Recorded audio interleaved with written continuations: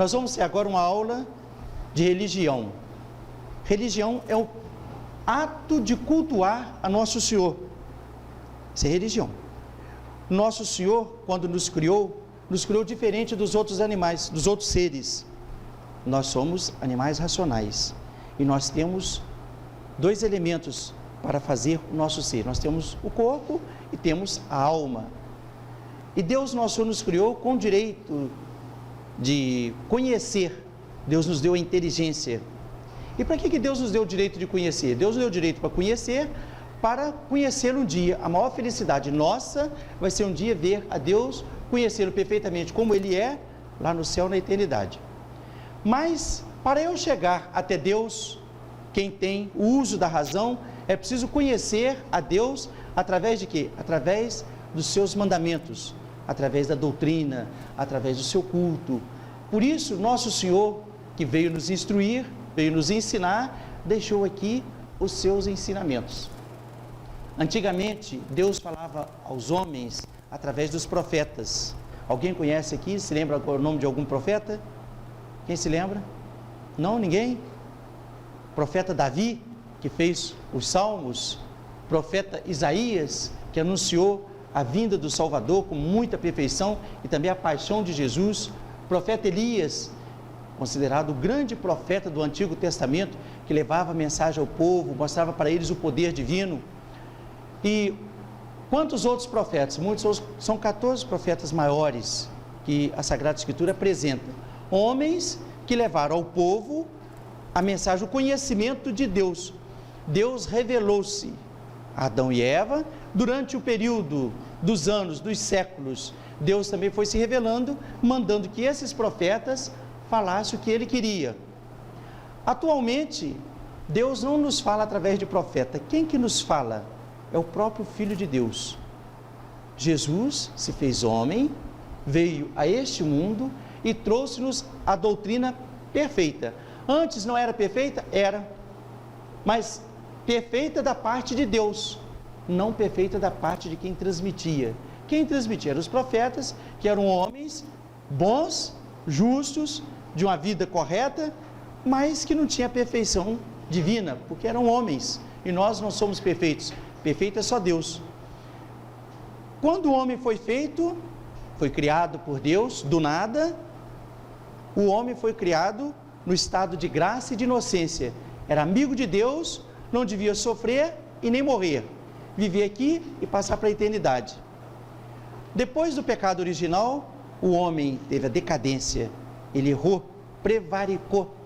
E aí ele perdeu vários dons que Deus tinha dado para ele. Perdeu, por exemplo, o dom da imortalidade. Nós vamos morrer. Esse dom não é direito nosso, mas era um dom que Deus tinha dado, uma graça que Deus tinha dado. Nós não íamos morrer, seríamos imortais. Mas por causa do pecado, Deus castigou-nos com a morte. Perdemos o dom da integridade física, nós ficamos sujeitos aos sofrimentos, às doenças. Ficamos também sujeitos à ignorância. Antes nós tínhamos a ciência infusa. Antes não precisava vir ao colégio. Que bom, você pegava um livro desse aqui, sabia tudo que tinha dentro, sem ler. Porque você tinha a ciência infusa. Intuía. Intus lidere. Ire. Ir dentro. Como os anjos. Atualmente os anjos não precisam de ler. Eles sabem tudo. Eles têm esse dom. Não é? Então Deus também, nosso Senhor, nos tirou o dom da ciência sem o esforço. Agora nós precisamos de estudar, de se esforçar, consequência do pecado. E nós perdemos o direito do céu. Antes o homem foi criado para o céu, vivia aqui um pouco, depois passar para a eternidade. Agora não é mais assim. Agora nós temos, para ir para o céu, que colaborar com a graça. E para ir para o céu, não só colaborar com a graça, nós precisamos também de acreditar em Nosso Senhor, receber o batismo, Nosso Senhor que determinou. Quem não for batizado, quem não renascer pela água e pelo Espírito Santo não entra no reino dos céus. Precisamos viver na graça de Deus, ou seja, colocar em prática os mandamentos para poder chegar ao céu. Então Nosso Senhor tinha nos dado tudo. E Deus nosso Senhor nos deu gratuitamente, com a condição de que nossos primeiros pais não pecassem. Mas eles pecaram, então nós perdemos esse direito. Deus é infinitamente bom. Nós não pecamos pessoalmente. Alguém aqui comeu a fruta proibida lá no paraíso? Foi, Zanardi? Você cometeu? Você cometeu esse ato de desobediência? Não é verdade? Mas acontece o seguinte, que aquilo que nossos pais representavam para nós, perdeu para ele e perdeu para nós. Não é assim? Seu pai tem dinheiro para pagar seu colégio.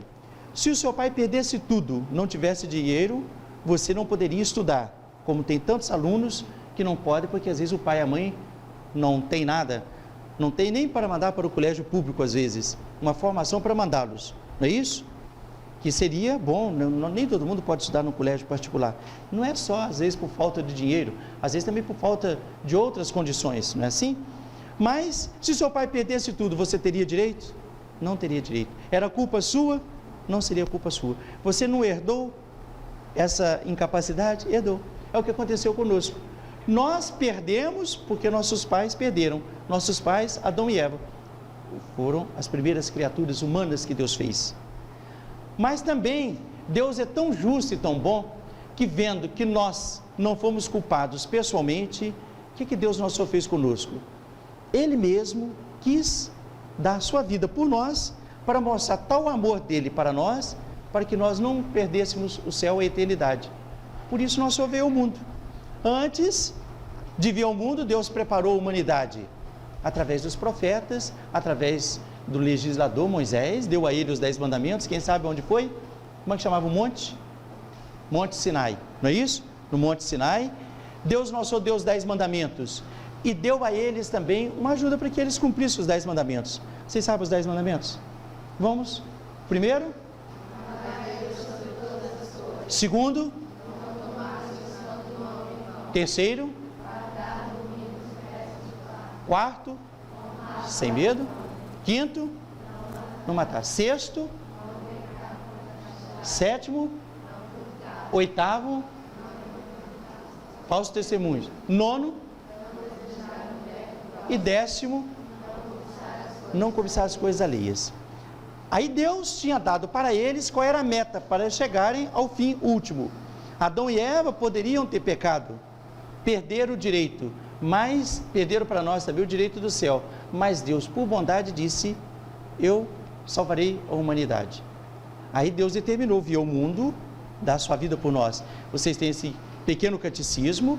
Vocês já estudaram, já se prepararam para a primeira comunhão, fizeram perseverança, fizeram a primeira comunhão, sabem e conhecem. Eu vou ler, isso aqui é um trechinho, nós estamos no tempo da Quaresma, um trechinho da paixão de Jesus, que vai mostrar justamente essa bondade. Como que Deus fez para nos salvar? Pilatos sabia que Jesus era inocente, mas como era covarde, teve medo do povo e condenou Jesus à morte. Ele era o governador, e ele tinha o poder na mão, e ele disse que sabia que Jesus era inocente, mas mesmo sabendo que Jesus era inocente, com medo da opinião do povo, condenou Jesus, porque sabia que era por inveja que eles o entregavam.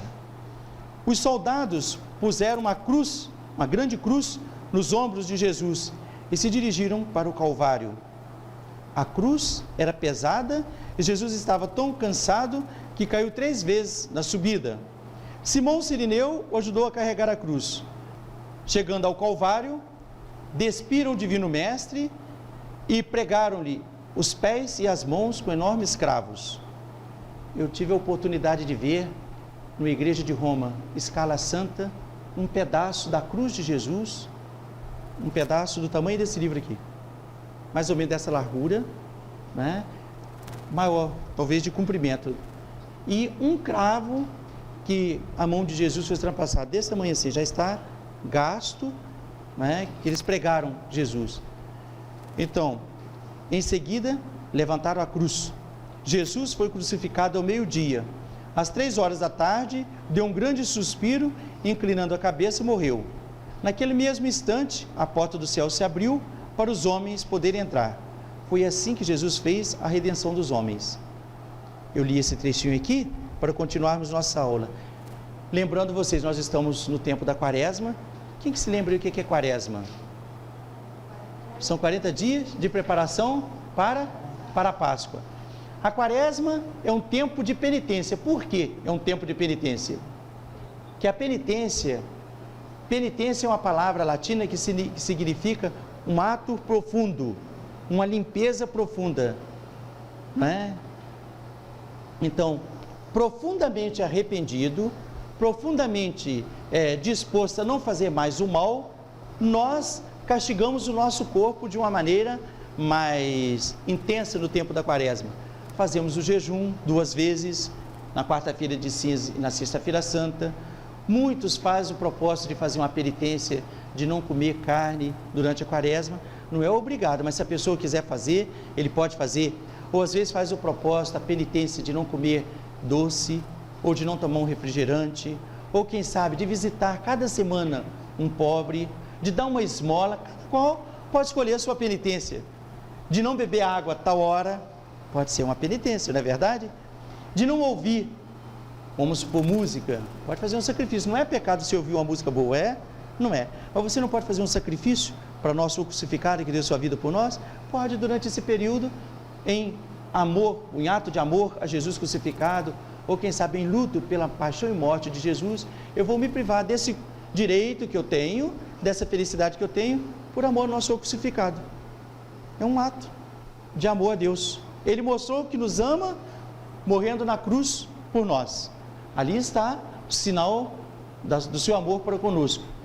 E também ali está o sinal da sua onipotência. Depois que um homem foi pregado na cruz, um homem Deus, foi pregado na cruz, foi cravado, foi morto e foi sepultado, poderíamos dizer, tudo acabou, acabou a redenção, o homem não tem mais direito a nada. Aí Jesus ressuscita, mostrou seu poder. Alguém pode ressuscitar a si mesmo? Não pode. E Deus pôde, ele ressuscitou-se. Então ele está vivo. Nós não pregamos um Deus morto, nós pregamos um Deus vivo, mas um Deus vivo que padeceu por nós. Daí a causa de ter sempre presente em nossa casa, no nosso colégio, quem sabe no nosso peito, em cima do nosso coração, uma cruz. Lembrar justamente esse ato de amor por Deus. Daí nasce mais ainda a obrigação, o dever de conhecer a religião.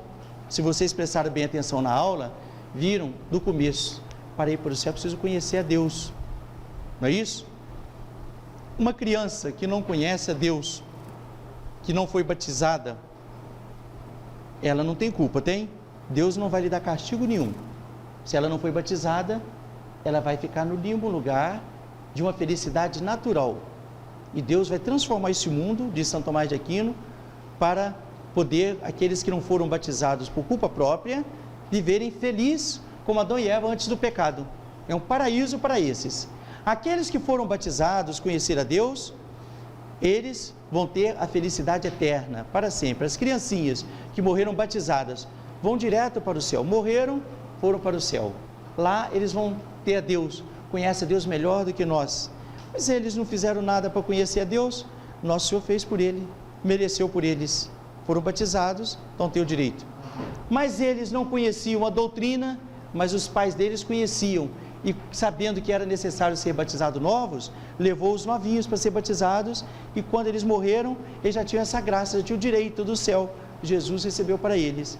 Mas eles não tinham o uso da razão, mas Deus exige de nós, depois que temos o uso da razão. Você tem a obrigação de conhecer a Deus, depois do uso da razão. Quando que começa o uso da razão? Você sabe o que é o uso da razão? Quem sabe? Alguém sabe? O uso da razão, o uso da inteligência, é quando você sabe distinguir o bem do mal. Há certas crianças que fazem arte, mas só faz arte escondida do pai. Por que ele faz escondido? Porque ele sabe que está errado. Aí ele já tem o uso da razão, ele já sabe o que é certo e o que é errado. Quando a criança não sabe, ela chega aqui, o pai está perto, o professor pega esse livro, joga no chão, quer rasgar, ela não sabe que está errado. Aí ela tem ainda, ela tem já, claro, sempre teve a razão, mas não sabe usar. Agora, quando ela começa a usar, aí ela é responsável. Se um de vocês pegar o livro, rasgá-lo, é porque vocês já sabem que está errado. Você já sabe o que deve fazer, você não vai fazer isso na frente do professor, nem do pai, porque sabe que está errado. Está claro agora? O uso da razão começa quando? Normalmente o uso da razão é 7 anos. mas é muito provável atualmente na nossa época que comece com 5, 6, por causa da comunicação, do ambiente em que vivemos, desperta mais cedo na criança o conhecimento e também o dever. Mas em geral, o uso da razão começa com 7 anos. A partir disso, todos nós temos obrigação de conhecer a Deus.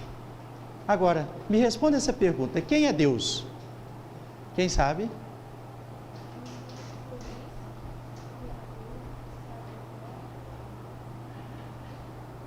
Só falou na ordem.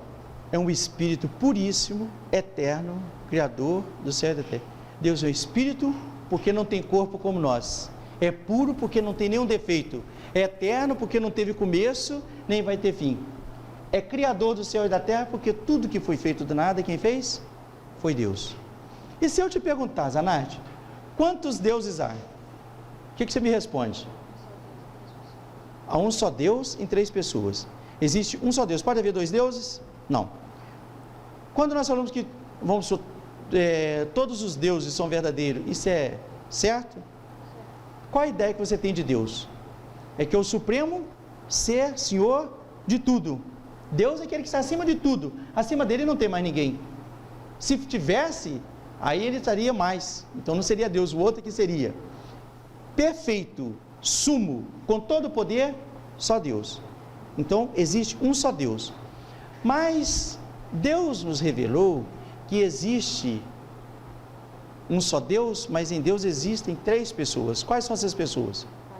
O Pai, o Filho e o Espírito Santo. Se eu perguntar a vocês, se o Pai é Deus, vocês podem afirmar que é Deus? E se eu perguntar, o Espírito Santo é Deus, vocês podem afirmar que é? O Filho é Deus? É. Se eu perguntar a vocês, Jesus Cristo, que veio a esse mundo, deu a vida por nós, é o Pai, é o Filho ou é o Espírito Santo? É o Filho. Jesus, portanto, é o Filho de Deus, segunda pessoa da Santíssima Trindade, que se fez homem por nossa causa, por nossa salvação. Jesus. Jesus é Deus igual ao Pai? É. É Deus igual ao Espírito Santo? É. O Espírito Santo é Deus igual ao Pai, igual ao Filho? É. Se eu perguntar a vocês, Jesus tem poder como Deus Pai, como Deus Espírito Santo? Tem. Se eu perguntar a vocês, o Espírito Santo tem a sabedoria que Jesus tem? Também. A mesma. Por que é um só Deus? Qual é a causa de ser um único Deus? Porque Deus, em si, ele tem uma só natureza. Qual é essa natureza? A natureza divina, natureza própria divina. Então, essa natureza é uma só. É a mesma para o Pai, é a mesma para o Filho, é a mesma para o Espírito Santo. Um só Deus em 3 pessoas. O que Deus Pai quer, o que Deus Pai sabe, o que Deus Pai é, tanto Ele, quanto o Filho, quanto o Espírito Santo, a mesma coisa. Chama-se isto de quê? Mistério. É o mistério de quê? Da Santíssima Trindade. Ou seja, o mistério de um só Deus em 3 pessoas. O mistério que nos apresenta que existe um Deus e que esse Deus é verdadeiro e que Ele está acima de todas as coisas, Criador do céu e da terra, onipotente e que é Deus Pai, Deus Filho, Deus Espírito Santo. Alguém se lembra de alguma prova da Sagrada Escritura, da Bíblia, que nos diz que existe um Deus em 3 pessoas? Do Evangelho de domingo. Quem ouviu a missa de domingo? Por exemplo, Jesus transfigurou-se diante dos apóstolos, São Pedro, São Tiago e São João. E enquanto ele transfigurou-se, pegou aquela forma divina, aquele esplendor, aquela felicidade, aquele brilho, aquela glória, que não existe no homem. Aí São Pedro ficou tão extasiado e falou assim: como é bom estarmos aqui. Aí Deus Pai falou: este é meu filho amado. Como ele sabe que é Deus Pai? Porque falou que é meu filho. Só é filho porque é pai. Então Deus Pai falou: este é meu filho amado, no qual eu coloquei as minhas complacências. Ouvi-o. Aí estava a revelação da primeira pessoa da Santíssima Trindade e de Deus Filho. Nós poderíamos dizer, aquela manifestação de amor de Deus para conosco seria a manifestação do Espírito Santo, mas estava velada. Antes tinha sido feita a revelação do Espírito Santo. Quem se lembra? No Rio Jordão, onde Jesus foi batizado. Quando Jesus foi batizado, então São João Batista, ao batizá-lo, veio uma voz do céu e disse também as mesmas palavras. Enquanto Deus Pai falava, este é o meu Filho amado, no qual eu coloquei as minhas complacências, desceu o Espírito Santo sobre Jesus, em forma de quê? De pomba, e Jesus estava sendo batizado. Então ali nós vimos a revelação clara do Espírito Santo. Deus Pai falou, o Espírito Santo desceu, estava ali Jesus, segunda pessoa da Santíssima Trindade, como Deus e como homem. Todo mundo ouviu que estava ali perto, todo mundo percebeu que era uma voz divina vinda do céu, e todos acreditaram em nosso Senhor. Mas e agora que existe o Pai, o Filho e o Espírito Santo? Está na Bíblia? Está. Jesus ensinando para os apóstolos, depois da sua ressurreição, ele falou assim com os apóstolos, tem outras passagens, mas eu estou citando as mais claras. Ide, ensinai a todos os povos, batizando-os em nome do Pai, e do Filho e do Espírito Santo. Quem crer e for batizado, será salvo. Então precisa acreditar e preciso praticar para ser salvo. Quer salvar sua alma? Quero. Quer ser batizado? Quero. Quer ir para o céu? Quero. Observa os mandamentos, né? É necessário. Qual é a obrigação do batizado? Observar os mandamentos. Amar a Deus sobre todas as coisas, com toda a inteligência, com todo amor, e ao próximo como a si mesmo, observando os mandamentos. Você vai para o céu.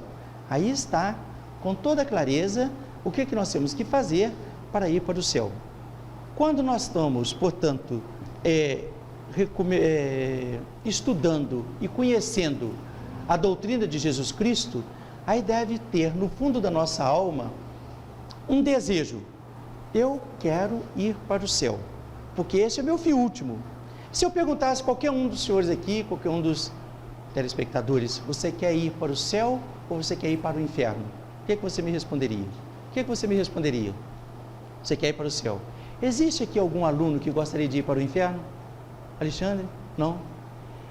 Para ir para o céu, eu tenho que conhecer o caminho, não tem? Qual é o caminho? O caminho de ir para o céu é nosso Senhor Jesus Cristo. Ele falou assim, eu sou o caminho, eu sou a verdade, eu sou a vida.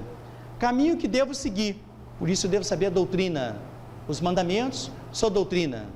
Verdade que eu devo seguir, que não engana ninguém. É nosso Senhor que nos ensina essa verdade.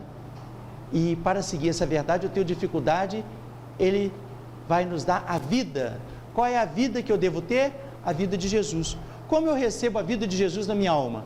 Através dos sacramentos, principalmente quando eu comungo, quando eu recebo a hóstia consagrada, que é Jesus. Como diz, quem come a minha carne e bebe o meu sangue, tem a vida eterna.